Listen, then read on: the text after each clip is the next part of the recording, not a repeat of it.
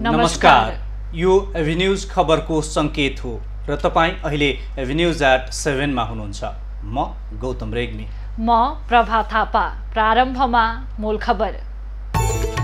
नेपालमा थप 279 जनामा कोरोना संक्रमण, संक्रमितको संख्या 4364। कोरोनाबाट नेपालमा कसैको मृत्यु नभएको प्रधानमन्त्रीको दावी। कर्णाली नदीमा टिपर खस्दा कालीकोटमा 2 जनाको मृत्यु, 2 जना बेपत्ता, 3 को अवस्था गम्भीर। 3 जना हुनुहुन्छ र अरु 5 जना सामान्य घाइते अवस्थामा हुनुहुन्छ।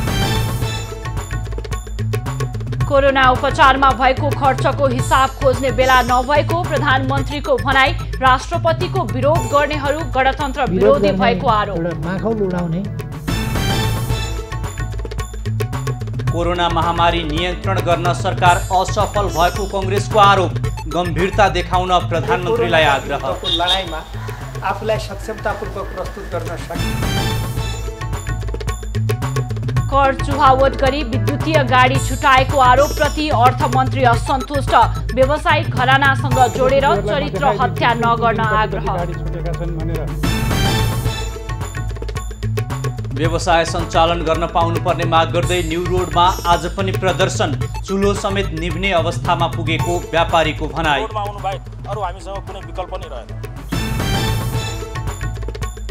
र विश्वभर कोरोना संक्रमणबाट ज्यान गुमाउनेको संख्या 4,14,000 नाग्यो।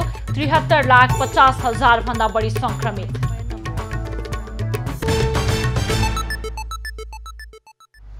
गौतम, नेपालमा कोरोना संक्रमितको संख्या 4364 पुगेको छ र पछिल्लो 24 घण्टामा थप 279 जनामा कोरोना संक्रमण पुष्टि भएको छ। दिन प्रतिदिन 200 भन्दा धेरै मानिसहरू थपिरहेका छन् संक्रमितको सूचीमा। तर पनि प्रधानमन्त्रीले भने नेपालको क्वारेन्टिनबाट यो कोरोना भाइरस नफैलिएको, भारतबाट आउनेहरूले नै कोरोना ल्याएको भनेर अभिव्यक्ति दिइरहेका छन्। यद्यपि विज्ञहरूले जो क्वारेन्टिन पुगेर अनुगमन गरेका छन् उनीहरूले भने नेपालमा क्वारेन्टिन अव्यवस्थित भएका कारणले नै संक्रमण फैलिएको बताइरहेका छन्। अब एभिन्यूज@7 प्रारम्भ गरौँ कोरोना संक्रमण सम्बन्धी प्रसङ्गबाटै। पछिल्लो 24 घण्टामा नेपालमा थप 279 जनामा कोरोना संक्रमण पुष्टि भएको छ। यससँगै नेपालमा कोरोना भाइरस संक्रमितको संख्या 4364 पुगेको छ। थपिएका संक्रमितमा 257 जना पुरुष र 22 जना महिला रहेका छन्। मन्त्रालयका अनुसार विगत 24 घण्टामा 4414 वटा नमुना PCR विधिबाट परीक्षण गरिएको छ। अहिलेसम्म देशभर 1,10,704 जनाको PCR परीक्षण भएको छ। RDT विधिबाट 1,72,880 जनाको परीक्षण भएको छ। 77 मध्ये 72 जिल्लामा कोरोना संक्रमित भेटिएका छन्। बुधबार 90 जना डिस्चार्ज भएका छन्। यो सँगै संक्रमण मुक्त भएर घर फर्कनेको संख्या 674 पुगेको छ। अहिले देशभरका अस्पताल र क्वारेन्टिनका आइसोलेसनमा 3,675 जना छन्। कोरोनाका कारण नेपालमा हालसम्म 15 जनाको मृत्यु भएको छ। क्वारेन्टिनमा बस्नेको संख्या 1,72,266 पुगेको छ। तीमध्ये अधिकांश भारतबाट फर्किएका हुन्।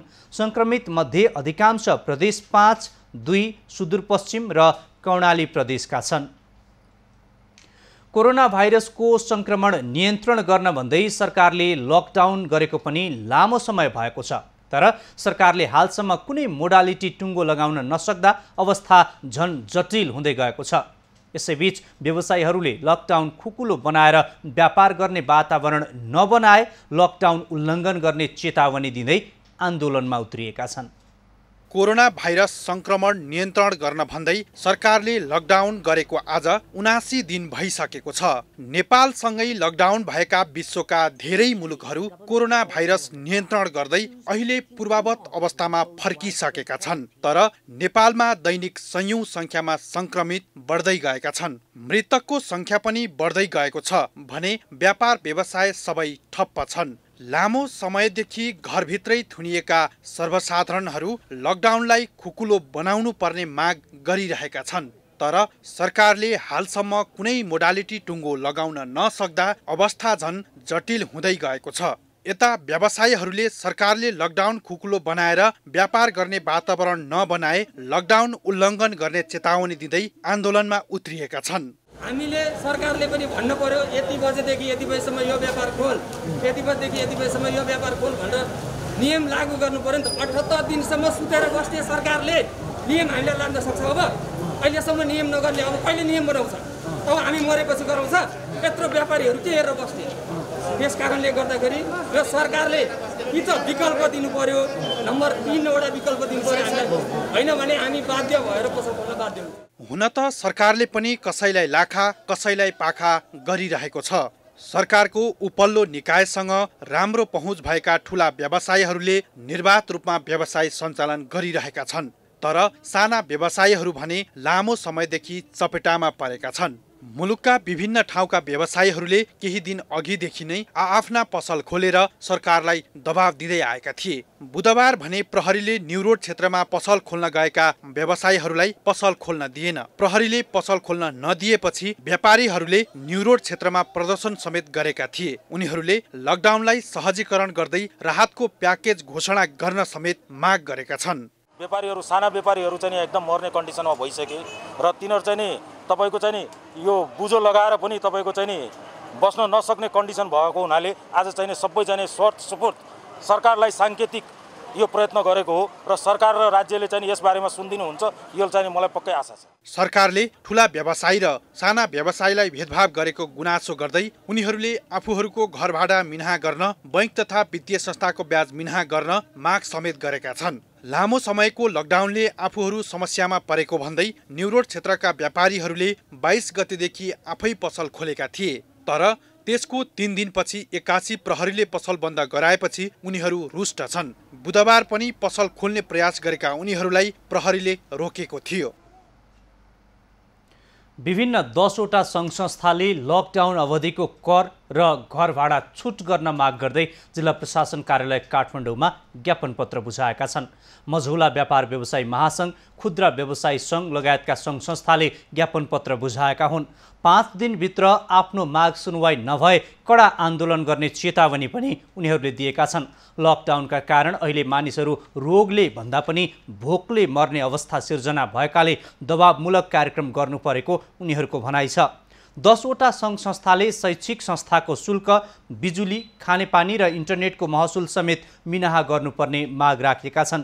त्यस्तै विदेशमा अलपत्र परेका नेपालीलाई स्वदेश ल्याउने व्यवस्था गर्न, किसानलाई समयमै मल, बिउ बिजन उपलब्ध गराउन, वैज्ञानिक भाडादर कायम गर्न र भाडावाला आयोग गठन गर्नुपर्ने माग पनि उनीहरूले गरेका छन्। प्रधानमन्त्री केपी शर्मा ओलीले सांसदहरूले बजेटमा उठाएका प्रश्नहरूको सिलसिलेवार ढङ्गबाट जवाफ दिएका छन्। केही स्वीकारोक्ति, केही स्पष्टीकरणको शैलीमा प्रस्तुत भएका प्रधानमन्त्री ओलीले राष्ट्रपति, भ्रष्टाचार लगायत विषयमा उठेका प्रश्नको जवाफ भने कडा रूपमा दिएका थिए। प्रधानमन्त्री केपी शर्मा ओलीले अहिले कोरोना नियन्त्रण तथा उपचारमा खर्च भएको 10 अर्ब रुपैयाँको हिसाब खोज्ने बेला नभएको बताएका छन्। प्रधानमन्त्री तथा मन्त्री परिषद कार्यालयको बजेटमाथि उठेका प्रश्नहरूको संसदमा जवाफ दिँदै प्रधानमन्त्री ओलीले जेमा पनि अनियमितता देख्ने प्रवृत्ति रहेको भन्दै उनले तथ्यका आधारमा बोल्न सांसदहरूलाई आग्रह गरे। जेमा पनि अनियमितता भयो भनेर लाञ्छित गर्ने खालका प्रवृत्तिहरू पनि देखिन्छ। म त्यो प्रवृत्तिमा नबग्न सभामुख महोदय मार्फत मान्यजीहरूलाई आग्रह गर्न चाहन्छु। कहीँ कतै यदि अनियमितता भएको छ भने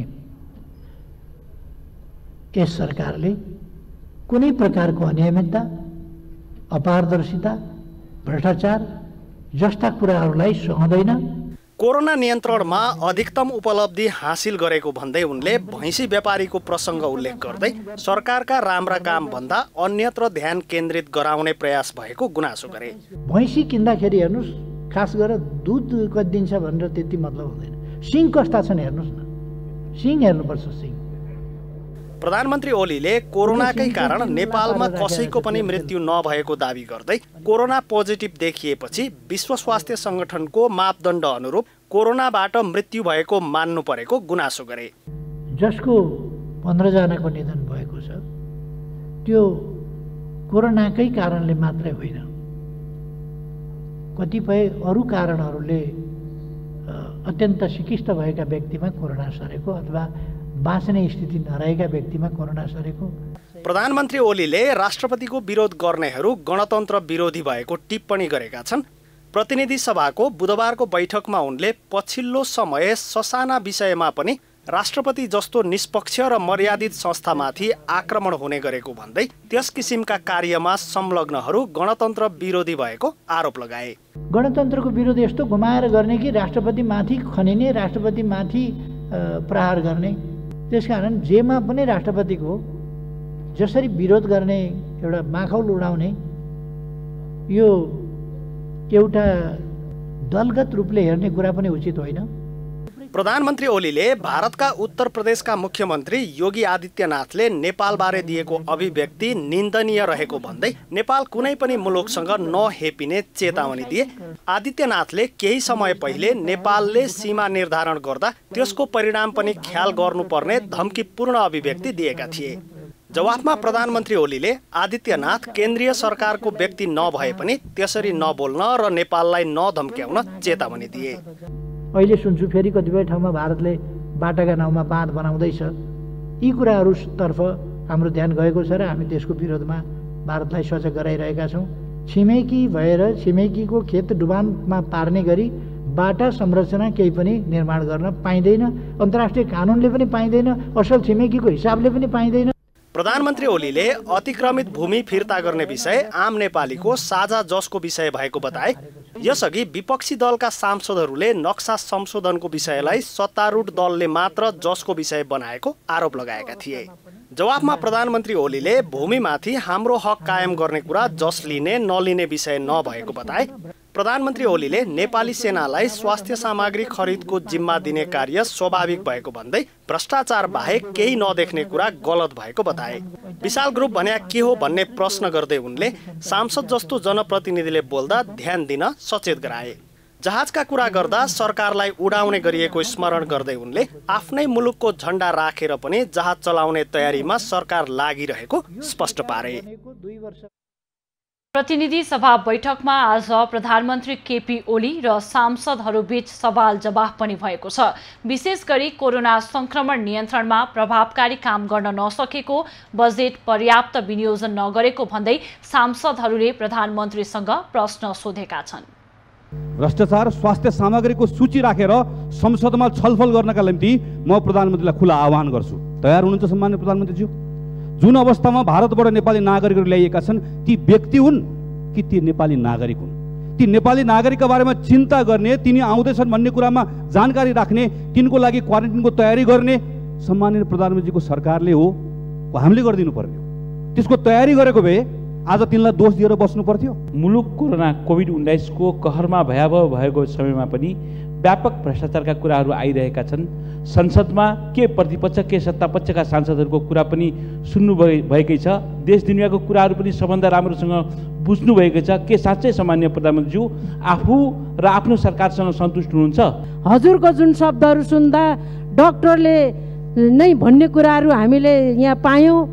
14-15 जना चाहिँ के अरे कोरोनाले मरेको होइन भन्ने जुन अहिले हजुरकै शब्दबाट आम हामी सबै सांसदहरूले सुनेको छौँ। त्यसले गर्दाखेरि त्यो कोरोनाले मरेको होइन भने त्यो डक्टरहरूलाई चाहिँ तुरुन्तै ल्याएर छानबिन गर्नु हुन्छ कि भन्ने एउटा त्यो मेरो अनुरोध। कचन कवलको 33 जना सङ्क्रमितलाई धरानबाट अब स्वास्थ्य मन्त्रालयको निर्देशन अनुसार रिटेस्ट गर्नु पर्दैन भनेर पठाउन लाग्यो। हामीले भन्यौँ फेरि चाहिँ नै यिनीहरूलाई परीक्षण नगरिकन यिनीहरू ठिक भयो कि भएन भन्ने कुरा टुङ्गो नलगाइकन पठाउन हुँदैन भनेर रोकिएपछि अहिले फेरि जाँच्दाखेरि तिनीहरूमध्ये 5 जनामा सङ्क्रमण देखियो। यस प्रकारका लापरवाहीहरू निरन्तन भइराखेको छ। नेपाली सेनालाई व्यावसायिक होइन व्यापारिक सेना बनाई स्वास्थ्य सामग्री खरिदमा संलग्न गराएर सरकारले भ्रष्टाचारलाई ढाकछोप गर्न खोजिएको देखिन्छ। यस सम्बन्धमा सरकारको धारणा के हो? स्पष्ट जवाब चाहियो। दिनानुदिन सङ्क्रमण बढ्दो छ, तर प्रदेश स्तरमा PCR मसिन, किटहरू र ल्याब सुविधाको चरम अभावका कारण परीक्षण कार्य नै नगर्ने वा रोक्ने जस्ता घातक निर्णयहरू नेपाल सरकार र 7 नम्बर प्रदेशले पनि गरेको छ। यो अवस्था किन आयो? के यो सबै व्यवस्थापन जिम्मेवारी सङ्घीय सरकारको हुँदैन? तर हामीहरूलाई चाहिँ के लागेको छ भने पहिला भ्रष्टाचार सुनिन्छ, अनि त्यस पश्चात ढाकछोपको लागि कारबाही गरिन्छ।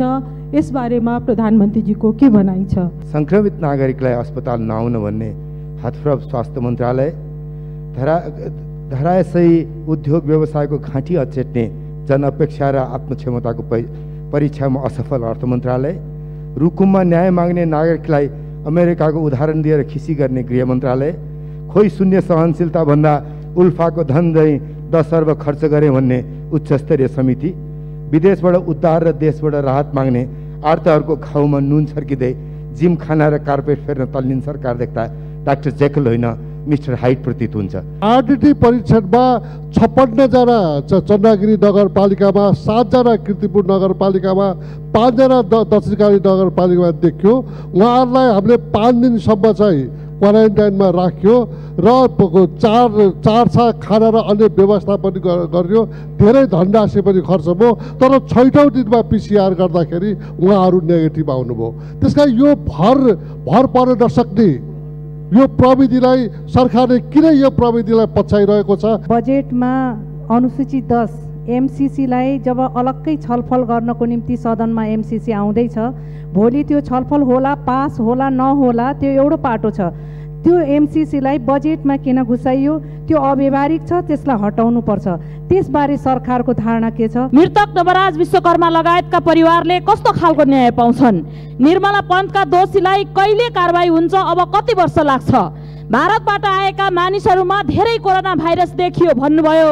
के प्रधानमन्त्रीज्यूले भारतबाट आएका मानिसहरू नेपाल आउन नपाउने भनेर भन्न खोज्नु भएको होइन भने यो सरकारको काम के हो? विपद व्यवस्थापन है, गृह मन्त्रालय अन्तर्गत चाहिँ विपद व्यवस्थापन प्राधिकरण छ। त्यो हुँदा गृह मन्त्रालय अन्तर्गत नगरिकन रक्षा मन्त्रालय किन गरिएको छ? छाउनीमा त्यसको अफिस, सिसिएमसीको अफिस किन राखिएको छ? प्रधानमन्त्रीज्यू एक्लै हिँडेर सम्भव छैन। प्रतिपक्ष सत्तापक्षसँग सहकार्य औपचारिकता मात्र निभाउनु भएको छ। खासै समन्वय गरेको देखिँदैन। एकजना सांसदलाई लाइनचौर दौडाएर भूमि फिर्ता हुन्छ र?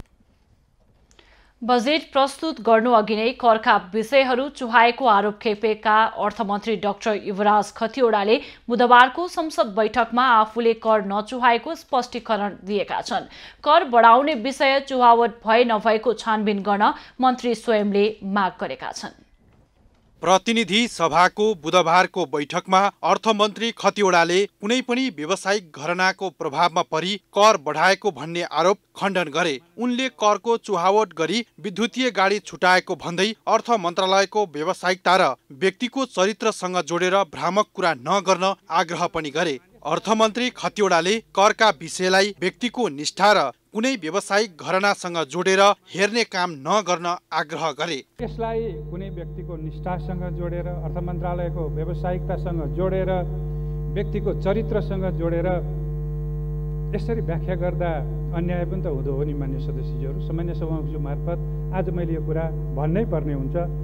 यसको सबै विवरणहरू आसिकुडाको सिस्टममा छ। अर्थ मन्त्रालयको गाडीको विवरण सबै मान्य सदस्यज्यूहरूलाई म देखाइदिन्छु, कुन दिन कति गाडी छुटेका छन् भनेर भ्रम नफैलाउँ। अर्थमन्त्री खतिवड़ाले कुनै व्यक्तिको निष्ठासँग र अर्थ मन्त्रालयको व्यावसायिकता र व्यक्तिको चरित्रसँग जोड्दा अन्याय पनि हुन्छ कि भन्ने सांसदहरूलाई प्रश्न गरे। गाडीको विवरण अर्थ मन्त्रालयको सिस्टममा भएको भन्दै उनले कुन दिन कति गाडी छुटे हेर्न आग्रह समेत गरे। यद्यपि उनले जेठ 1 गतेदेखि 16 गते भित्र समग्रमा 93 वटा विद्युतीय गाडी नेपाल भित्रिएको भने स्वीकार गरे। यो जेठको 1 गतेदेखि 14 गतेको बिचमा जति गाडी आयात भए, जेठ 7 गते भित्र 75 वटा विद्युतीय गाडी आयात भएका छन्। बजेटको छलफल पूर्व मन्त्रीज्यूहरू पनि यहाँ हुनुहुन्छ, पूर्व अर्थमन्त्रीज्यूहरू पनि यहाँ हुनुहुन्छ। बजेटमा करको छलफल 13-14 गतेभन्दा यता हुँदैन र 14 गतेको राति मात्रै अङ्कहरू तय गरिन्छ। त्यो कुरो मान्य सदस्यज्यूहरूलाई थाहा छ।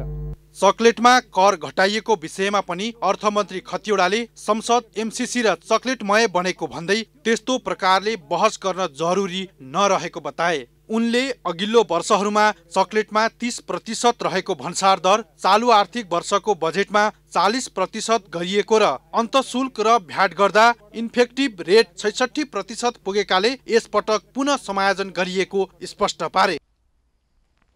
नेपाली कांग्रेसले कोरोना महामारी नियन्त्रणमा सरकार असफल भएको ठहर गर्दै गम्भीरता देखाउन ध्यानाकर्षण गराएको छ।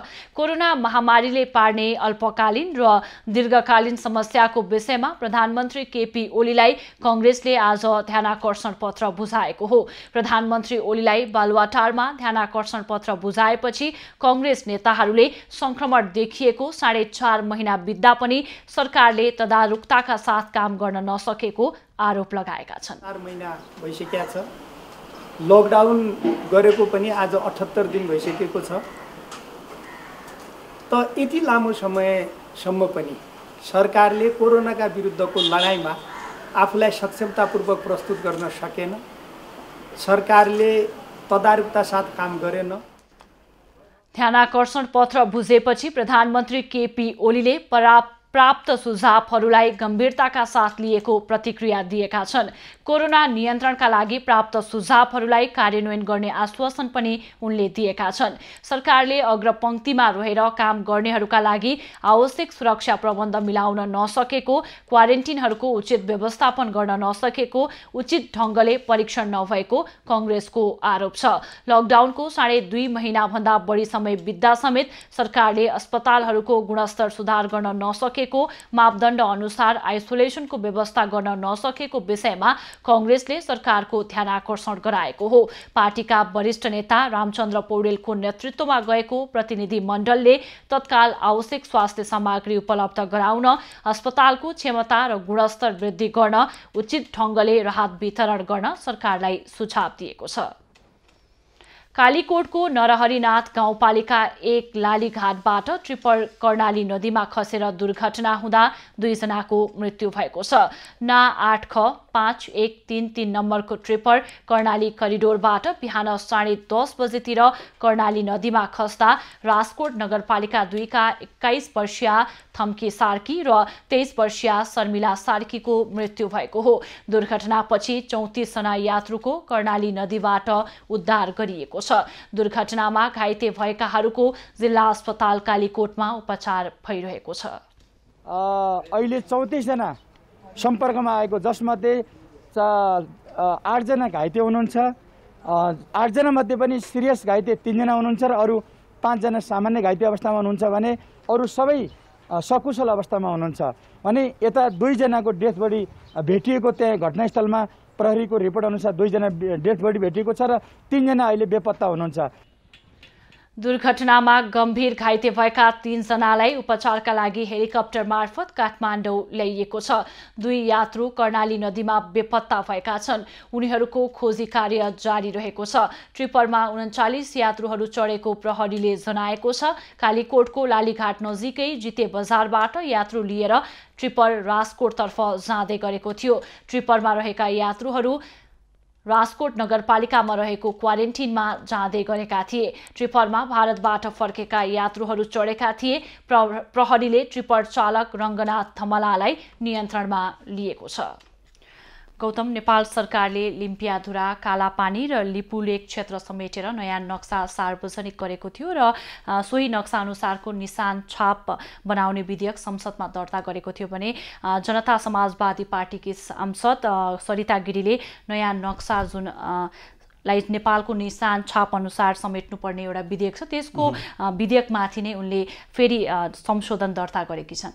पक्कै पनि प्रभा, सांसद नेपालीले चुनेर पठाएका हाम्रै जनप्रतिनिधि, तर उनले पटक पटक देश विरुद्धको अभिव्यक्ति दिइरहेकी छिन्, जसले उनलाई विवादमा पनि तान्ने गर्छ। र यसपटक त उनले भारतले अतिक्रमण गरेको नेपाली भूमि फिर्ता ल्याउने कुरामा नै असहमति जनाएकी छिन्। यद्यपि उनी आबद्ध दलले यो अभिव्यक्ति सच्याउन संशोधन उनले जुन दर्ता गराएकी छिन् त्यो फिर्ता लिन आग्रह गरिसकेको छ र नभए कारबाही गर्ने पनि बताइसकेको छ। अब यसै सम्बन्धी थप खबर। राष्ट्रिय अखण्डता र सार्वभौमिकता विरोधी अभिव्यक्ति दिँदै आएकी जनता समाजवादी पार्टीकी सांसद सरिता गिरीले नयाँ नक्सालाई नेपालको निशान छापमा समेट्न सरकारले ल्याएको विधेयकमाथि संशोधन दर्ता गराएकी छिन्। यसअघि सरकारले लिम्पियाधुरा, कालापानी र लिपुलेक क्षेत्र समेटेर बनेको नेपालको नयाँ नक्सा अनुसारको निशान छाप बनाउने विधेयक संसदमा दर्ता गराएको छ। उक्त विधेयकमा संशोधन दर्ता गराउँदै सांसद गिरीले स्रोत र प्रमाण नखुलाएकाले हटाउनुपर्ने प्रस्ताव गरेकी छिन्। गिरीले लिम्पियाधुरा र लिपुलेक लगायतका भूभाग नेपालको भएको भन्ने प्रमाण नभएको बताउँदै आएकी छिन्। गिरीको टिप्पणीको चौतर्फी आलोचना हुँदै आएको छ। यसैबीच जनता समाजवादी पार्टीले संशोधन दर्ता फिर्ता लिन गिरीलाई निर्देशन दिएको छ। संशोधन दर्ता गराएसँगै चौतर्फी आलोचना भएपछि पार्टीको संसदीय दलबाट उनलाई सो निर्देशन दिइएको हो। पर्साको वीरगञ्जमा जनप्रतिनिधिले आवश्यकताभन्दा राजनीतिक पहुँचका आधारमा राहत वितरण गरिएको भन्दै विवाद भएको छ। महानगरपालिका वार्ड नम्बर 12 मुडलीका बासिन्दाले समस्यामा परेकाले भन्दा पहुँचवालाले राहत पाएको गुनासो गरेका छन्।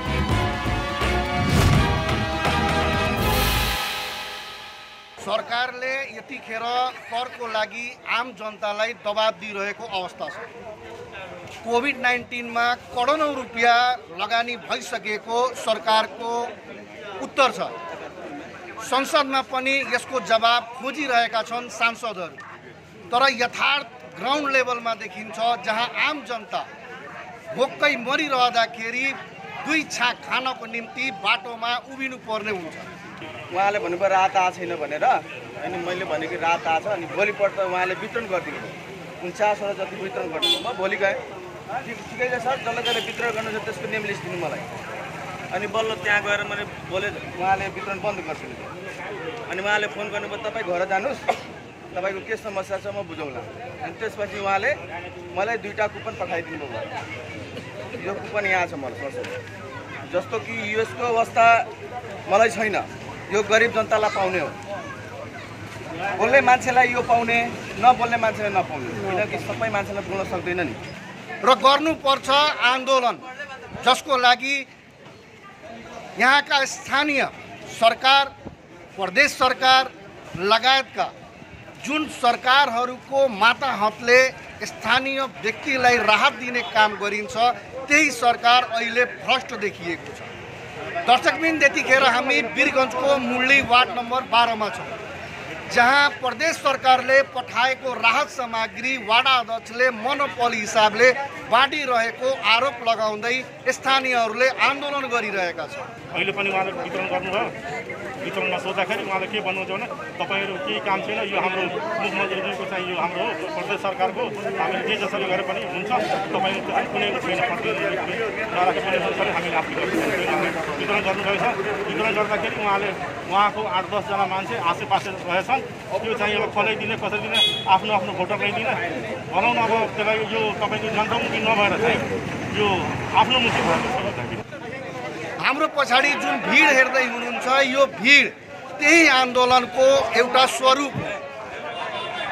लकडाउनको करिब 3 महिना पुगिसक्दा पनि 2 पल्ट सरकारले राहत बाँडिसकेको छ। तर प्रदेश सरकारले पठाएको राहत बाँड्नको निम्ति अहिले यहाँ राजनीतिक सुरु भएको छ। त्यो राहत गरिब कहाँ पुगेकै छैन। सबै आफ्नो भोटर आइडी समितिमा अहिले तपाईको राहत वितरण क्रममा भोटर आइडी खोजिएको छ। भोटर आइडी लिएर आउनुस्। र दोस्रो कुरा के छ भने गरिब कहाँ राहतै पुगेको छैन। जनतालाई पठाएको राहत जनतासँग नपुग्नु र त्यसमा पनि राजनीतिक हुनु यो देशको लागि एउटा दुर्भाग्य हो। क्यामेरा पर्सन म्यागको साथमा राजन रौनियार।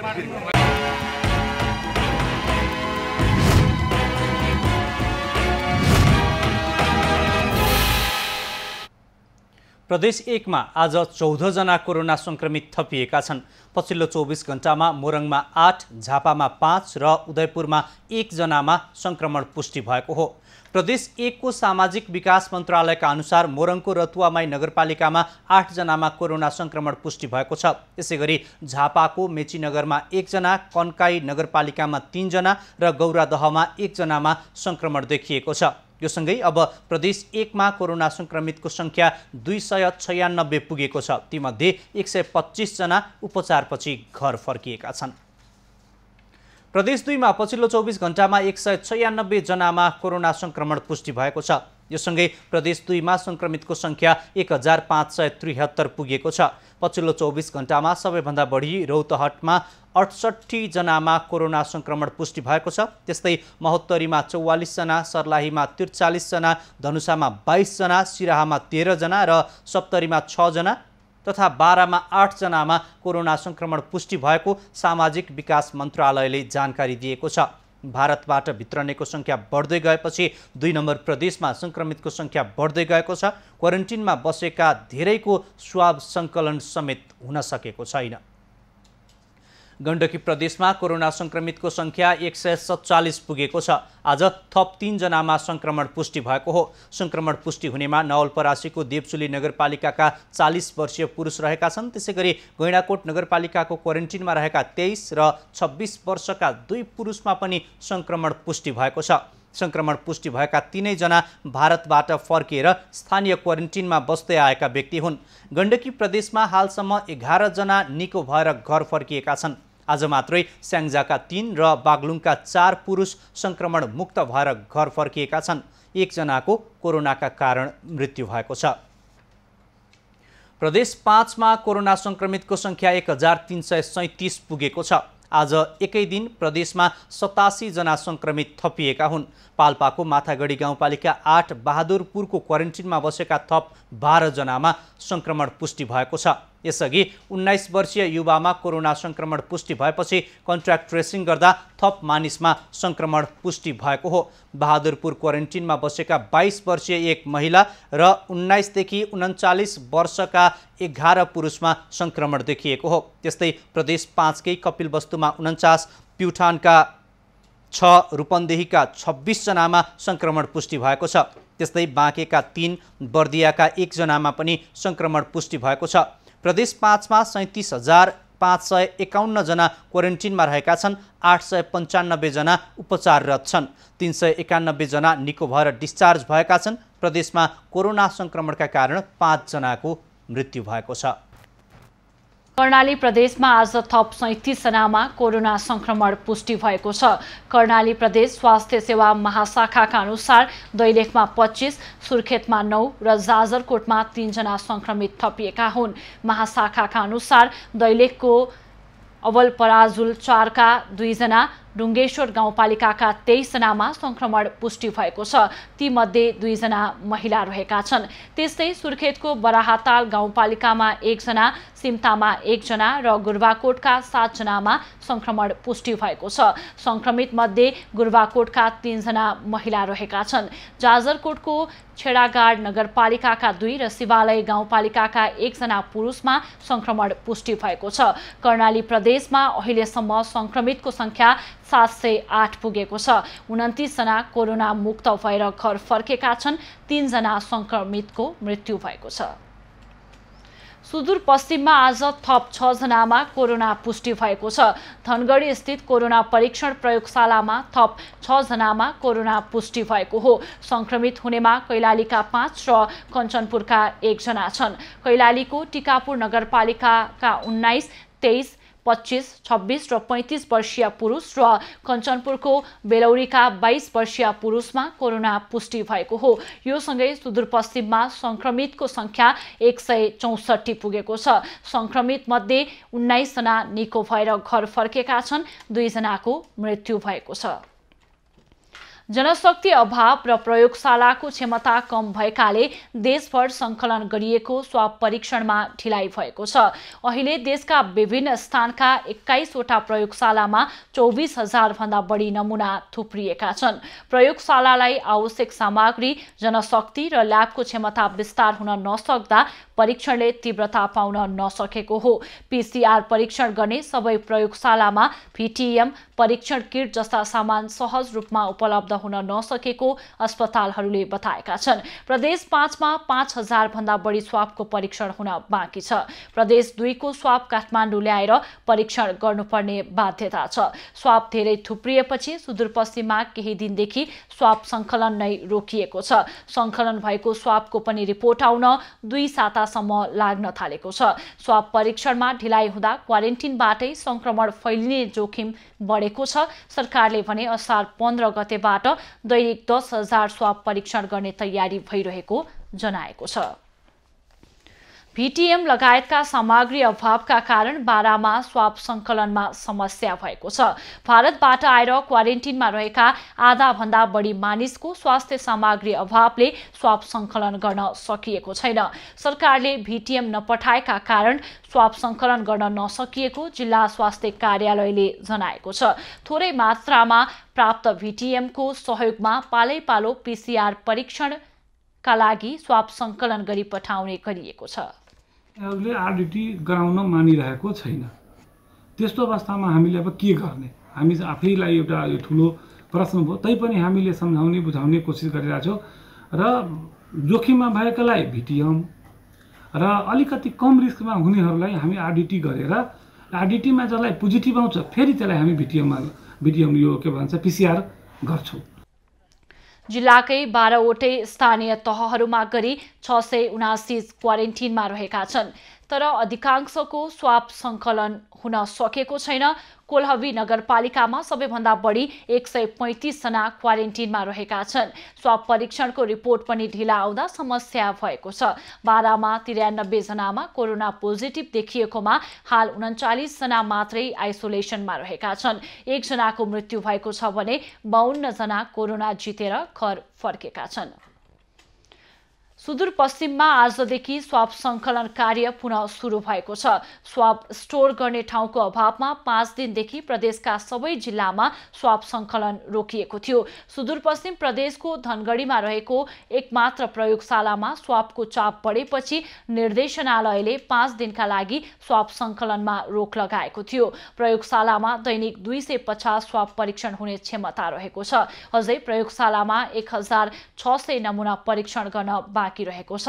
सङ्कलन भएका नमुनाको लामो समयसम्म परीक्षण नगर्दा बिग्रिने तथा रिपोर्ट गलत देखाउने समस्या आउने सम्भावना रहेकाले केही दिन सङ्कलन रोकिएको सुदूरपश्चिम प्रदेश स्वास्थ्य निर्देशनालयले जनाएको छ। हिरासतमा रहेका युवकको मृत्यु भएपछि धनुषाको सबैला इलाका प्रहरी कार्यालयमा स्थानीय बासिन्दाले तोडफोड गरेका छन्। इलाका प्रहरी कार्यालयको थुनामा रहेका धनुषाको सबैला नगरपालिका 12 का 23 वर्षीय शम्भु सदाको गैराती हिरासतमै मृत्यु भएको थियो। उनी छुन्डिएको अवस्थामा भेटिएको इलाका प्रहरी कार्यालयले जनाएको छ। घटना शङ्कास्पद रहेको भन्दै स्थानीय बासिन्दाले बिहानैदेखि प्रदर्शन तथा चौकीमा आक्रमण गरेका हुन्। उनीहरूले प्रहरीको गाडी समेत तोडफोड गरेका छन्। स्थिति नियन्त्रणमा लिन प्रहरीले लाठीचार्ज समेत गरेको छ। ट्र्याक्टर चालक सदालाई दुर्घटना सम्बन्धी मुद्दामा प्रहरीले जेठ 12 गते पक्राउ गरेको थियो। सरकारले कोरोना अस्पताल घोषणा गरेको बागलुङको धौलागिरी अस्पतालमा सबै किसिमका बिरामीको उपचार हुँदा जोखिम बढेको छ। कोरोना संक्रमित बिरामी र अन्य रोगका बिरामीको उपचार एकैसाथ हुँदा जोखिम बढेको हो। धौलागिरी अस्पतालमा कोरोना संक्रमित बिरामी र अन्य रोगका बिरामीको उपचार एकसाथ गर्दा जोखिम बढेको स्थानीयले गुनासो गरेका छन्। संक्रमितको संख्या दिनहुँ बढिरहेको समयमा अस्पतालले अहिले पनि नियमित रूपमा कोरोना संक्रमितसँगै अस्पतालमा उपचारको लागि आउने अन्य बिरामीको उपचार गरिरहेको छ। आज यही धौलागिरी अस्पतालमै हेरौँ, ठिक छ कोरोना अस्पताल भनेर त्यसका लागि डेभलप भइराखेको छ, तर पनि अरू बिरामी कहाँ जाने? अब अरू बिरामीहरूले पनि त त्यहाँ गएर उपचार गर्न पाउनु पर्यो नि त, त्यो खालको व्यवस्थापन हुनु पर्यो नि त अस्पतालमा। संक्रमित बढेसँगै अहिले 24 शय्या क्षमताको आइसोलेसन कक्ष बनाइएको छ। संक्रमित थपिएपछि आइसोलेसन कक्ष भरिभराउ छ। अस्पतालले भने अन्य बिरामी र संक्रमितलाई छुट्टै राखिने गरेकाले जोखिम नहुने दाबी गरेको छ। आउने जनरल बिरामीहरू आउँदाखेरि हामी कहाँ त्यति खास जोखिम चाहिँ छैन, किनभने हामीले ज्वरो क्लिनिकहरू बाहिर राखेका छौँ। हात धुने ठाउँहरू छुट्टै बनाएका छौँ र आइसोलेटेड बिरामीहरू माथि तेस्रो तलामा हुनुहुन्छ र तल्लो 2वटा तलामा चाहिँ आएर बिरामीहरूले उपचार गर्नको लागि खासै जोखिम चाहिँ छैन। अस्पतालले कोरोना संक्रमितको उपचारसँगै हेमोडायलासिस, प्रसुति र आकस्मिक सेवालाई नियमित गरेको छ। भारतबाट आउने बढेसँगै संक्रमणको जोखिम बढेकाले सरकारले नै यसको बारेमा सोच्नुपर्ने स्थानीय नेताहरूको भनाइ छ।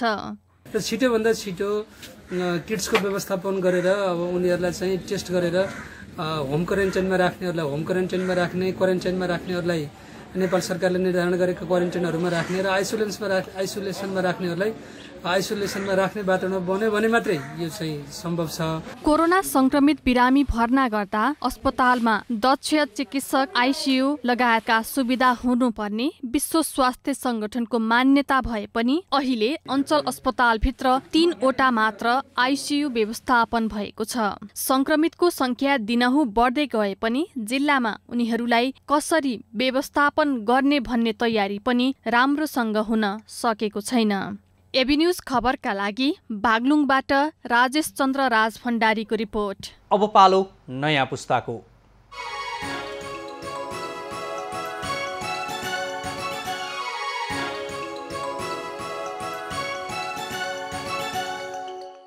नमस्ते, नयाँ पुस्तामा स्वागत छ।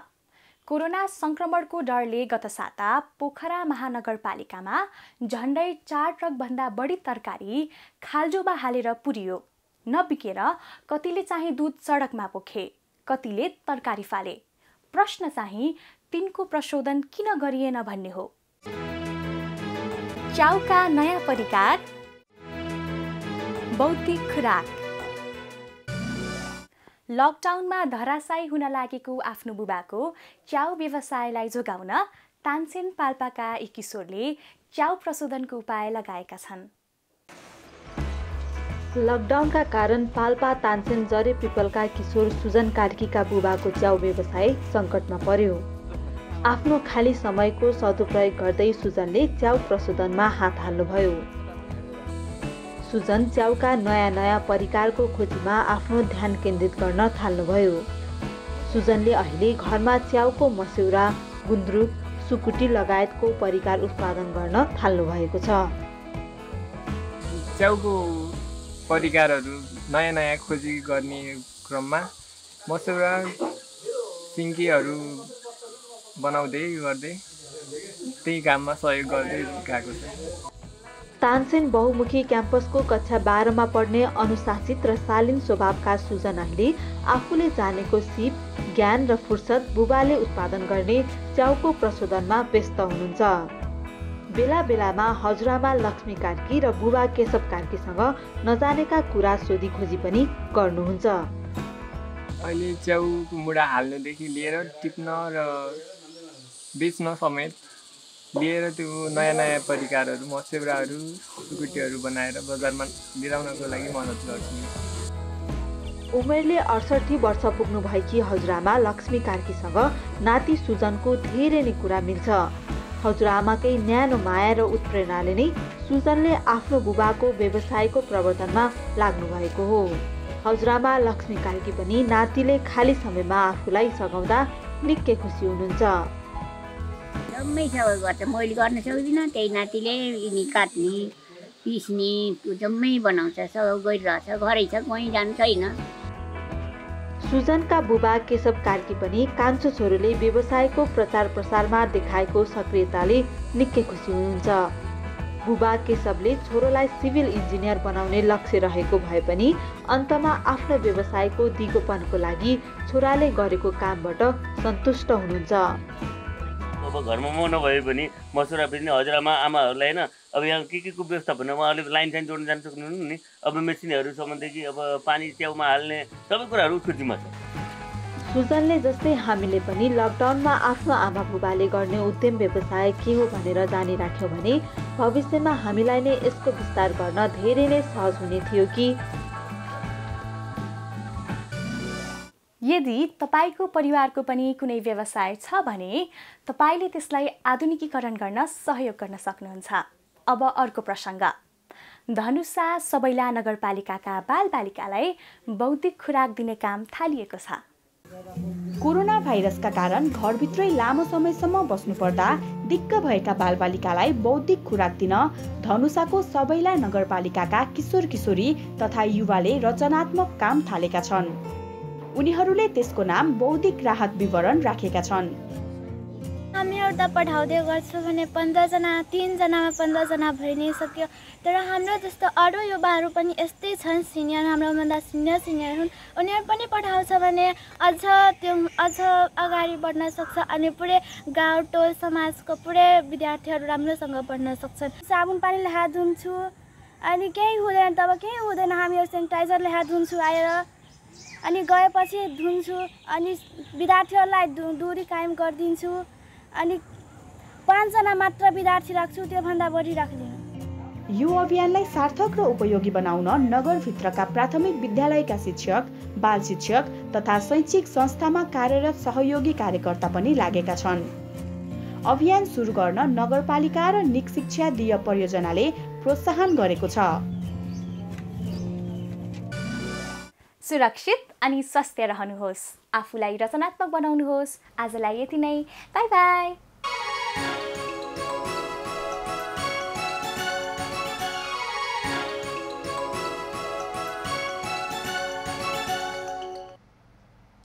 नयाँ पुस्तापछि अब एभिन्यूज एट मौसम। एभिन्यूज एट मौसमको साथमा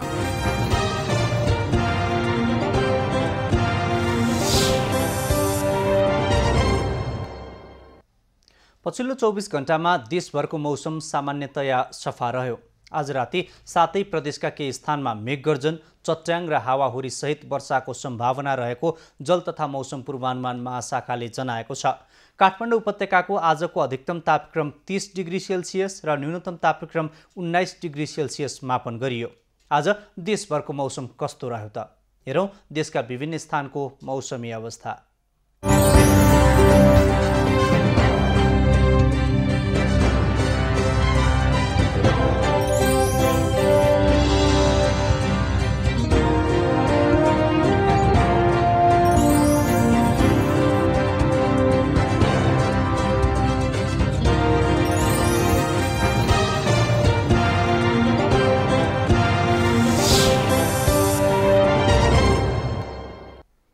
अहिलेलाई खबरको क्रम यति नै।